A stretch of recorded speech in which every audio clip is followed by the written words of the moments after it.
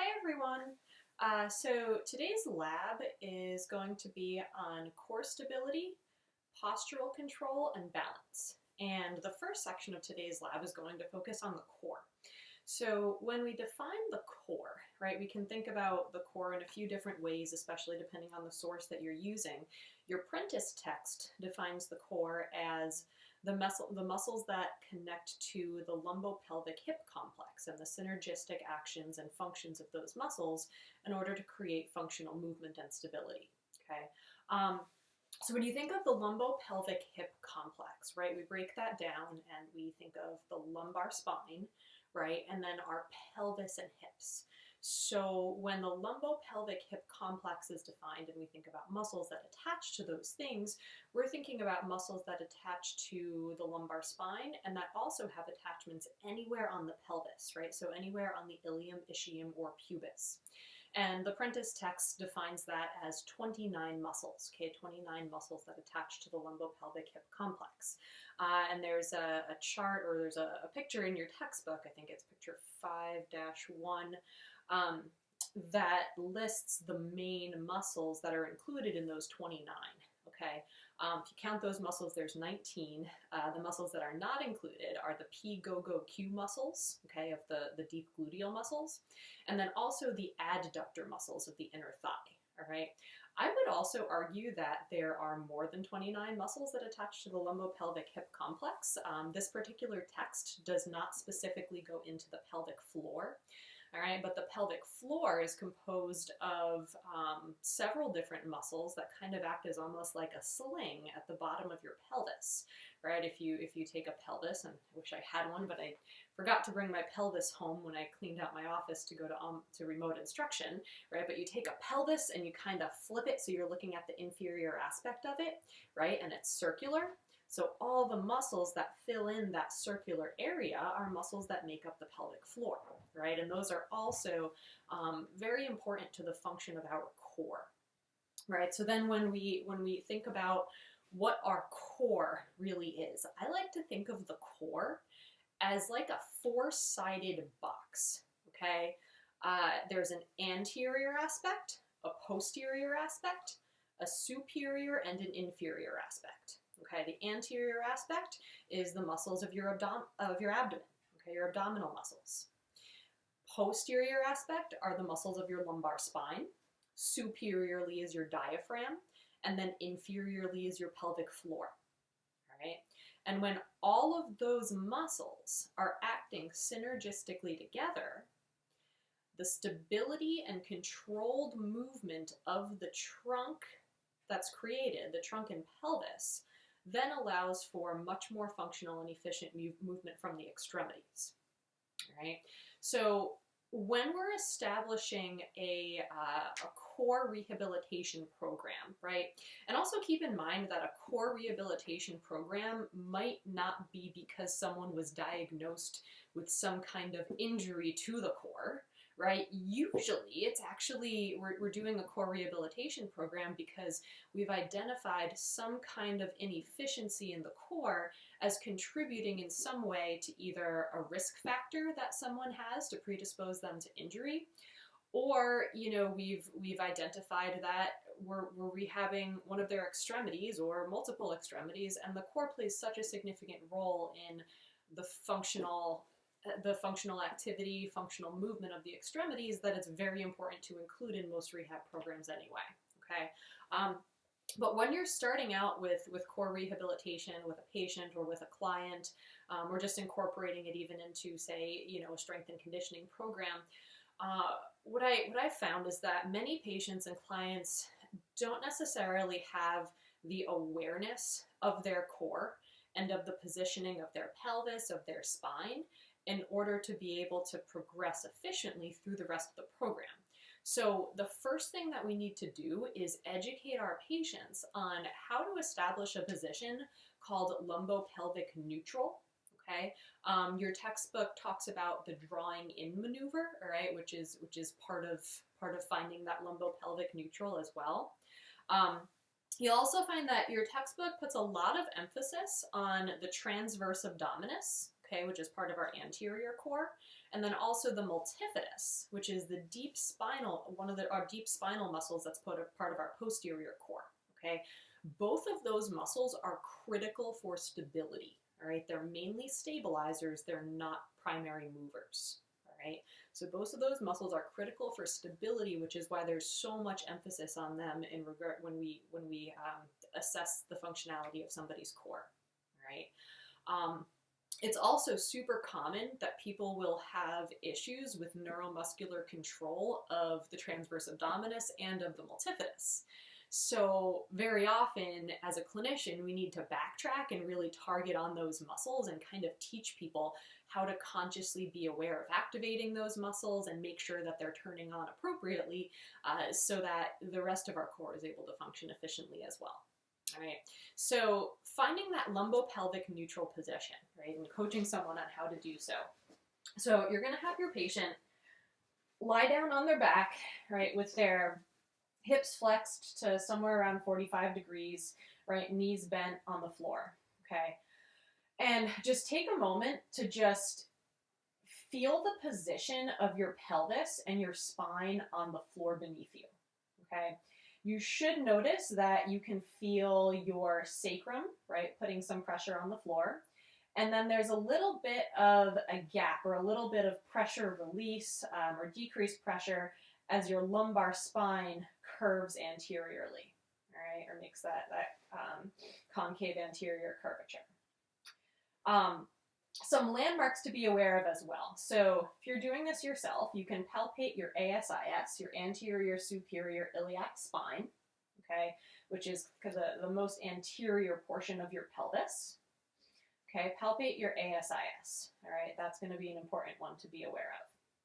So when we're coaching someone on first being able to contract their transverse abdominis, all right, you want to palpate, okay, anytime we're palpating our patient, we make sure that we explain exactly what we're doing, what the purpose is, and we ask for permission, all right, so, or, you know, you can palpate this on yourself, so you find the ASIS, and then we go slightly medial, slightly inferior, so that you're between the ASIS and the rectus abdominis, all right, you can use either your thumbs or you can use your fingers.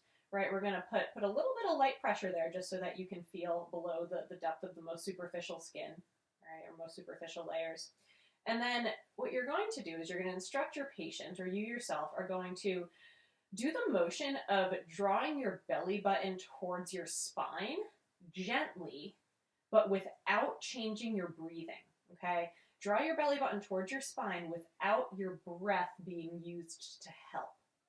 When you do that, all right, and this should be a pretty gentle motion, it shouldn't be something that you're powering through and moving your pelvis and moving your spine for, all right, it should be a pretty gentle motion.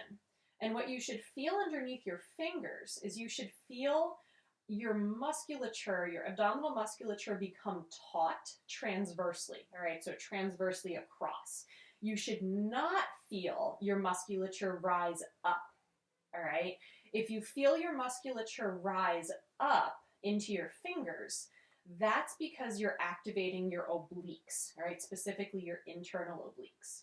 If that's the case, back off a little bit and make it more of a subtle movement, all right? So that, that motion of bringing your belly button in towards your rib cage, right, and you should feel, you know, kind of just a taut band transversely across your abdominal region from ASIS to ASIS, okay? The key here also is to maintain normal breathing, right? You shouldn't be holding your breath, shouldn't be changing your breathing significantly. The next thing to do is if you take your hands and you put them underneath your low back, right? Put them underneath your low back, just inferior to your iliac crest, or just inferior to your superior to your iliac crest and PSIS in the back. You should feel a little bit of a gap, right? Now, what I'd like you to do is take away that gap by slightly posteriorly tilting your pelvis and putting some pressure into your hands to take that space away. And while you're doing this, think about doing that same contraction of your transverse abdominis, all right? By doing this and doing it in a subtle way where we're not powering through, you're also ideally activating your multifidus posteriorly to achieve this position. Okay? So you can go back and forth between that motion or go in and out of it, really. All right? So contract your transverse abdominis and multifidus. You do sort of a posterior pelvic tilt. Continue to breathe normally. Hold it for a few seconds and then release. All right? And once you've done that a few times, and again, it should be a pretty subtle motion. I'm doing it right now, but you probably can't really see my pelvis moving much. If you do, it's pretty minimal. And then once you get comfortable, or once your patient or client gets comfortable with that motion, you can add in the next step, which is contraction of the pelvic floor, right, to fully engage the core. So a good cue that I like to use to activate the pelvic floor or engage the pelvic floor is that if you're urinating, all right, so if you're peeing and you suddenly stop your pee stream, right, and you're holding it in, okay, that's a good cue that a lot of people are able to translate well into what that feeling of contracting your pelvic floor is like. All right. So as you do those posterior pelvic tilts, right, you're also simultaneously thinking about contracting your pelvic floor, right? So stopping the pee stream, contracting your transverse abdominis, holding it for about 10 seconds or so, breathing normally, and then just releasing, letting it all go, going back to the normal comfortable position that you were lying in relaxed.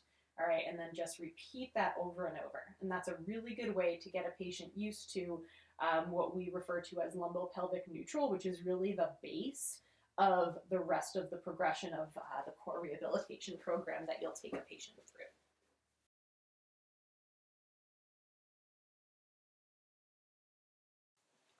A method that's sometimes used to assess core strength is called the straight leg lowering test. All right, for the straight leg lowering test, you need a blood pressure cuff. They also sell pressure gauges for this that are specific to this test because they fit nice. They complement the shape of the low back, but you can always use a blood pressure cuff in the absence of having one of those devices. So, first thing you're going to do is you're going to have your patient lay on their back.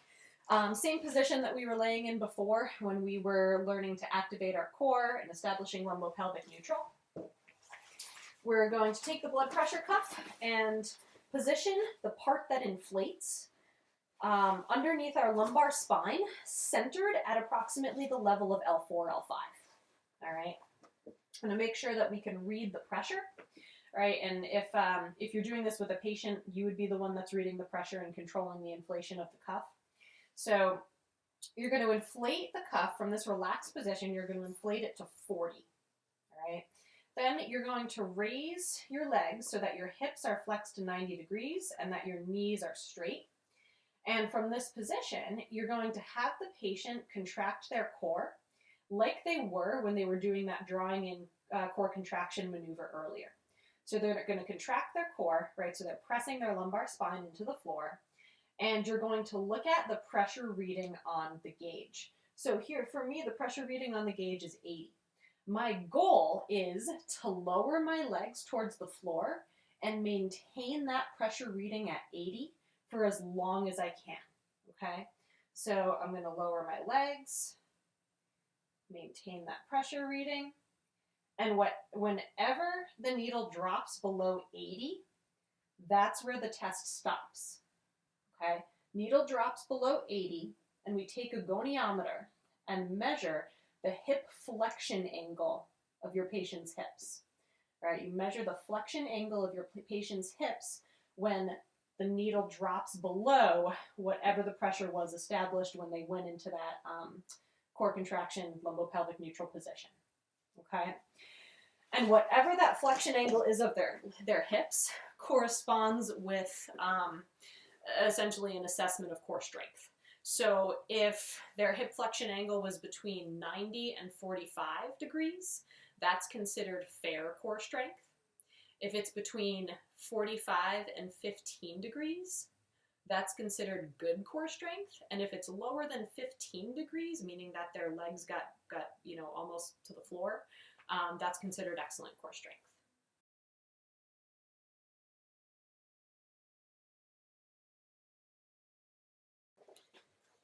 Another assessment you can do is an assessment of transverse abdominis neuromuscular control.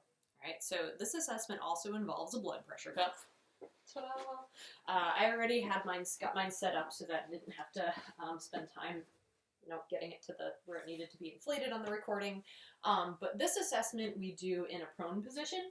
So you have the patient lie prone, and you position the blood pressure cuff so that the superior border is in line with the navel, and you position it so that the lateral borders are centered in regards to the right and left ASIS.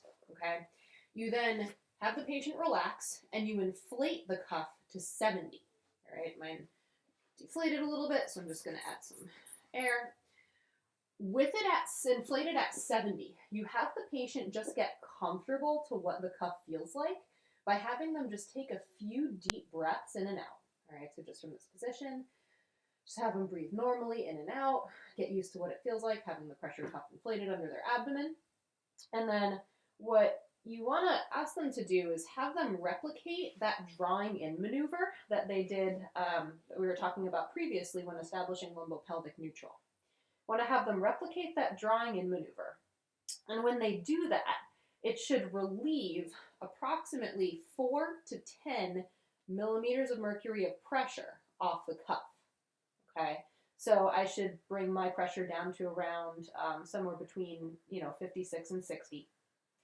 If the pressure raises, it's because they're compensating by contracting the obliques as well.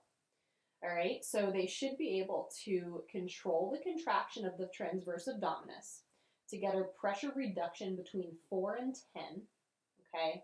And then they should be able to maintain normal breathing for about 10 seconds while maintaining that pressure, and then release, okay?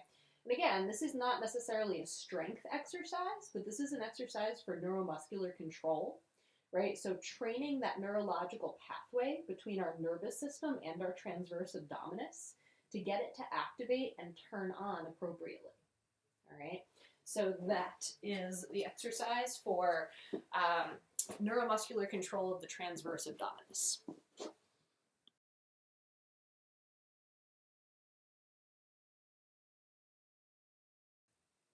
The next portion of our lab is about balance. And when we're incorporating balance into a rehabilitation program or a strength and conditioning program, we really want to be conscious to the way we're progressing somebody through the balance program.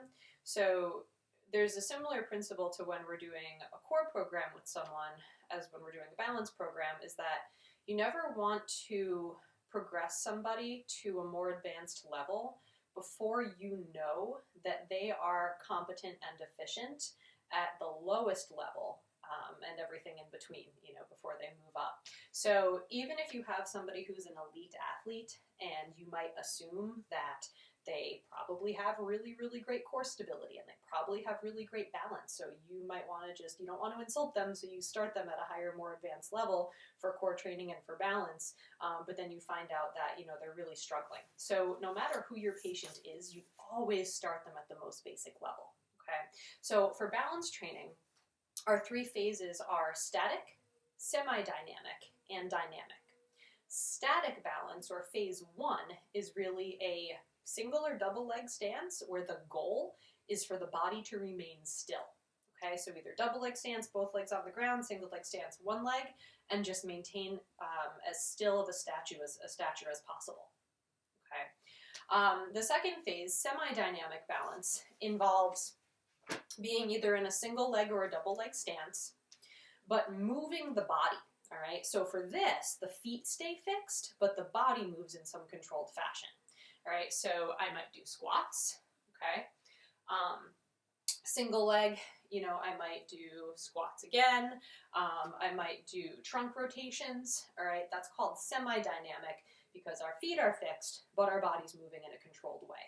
And then the last, or the third phase, is dynamic balance. And dynamic balance involves controlled whole body movement, okay? So things like double leg jumping, single leg jumping, right? Single leg or double leg lateral movement of some kind, All right, but whole body movement where the goal really is to just maintain an upright posture, but controlling our whole body moving off of the ground as well.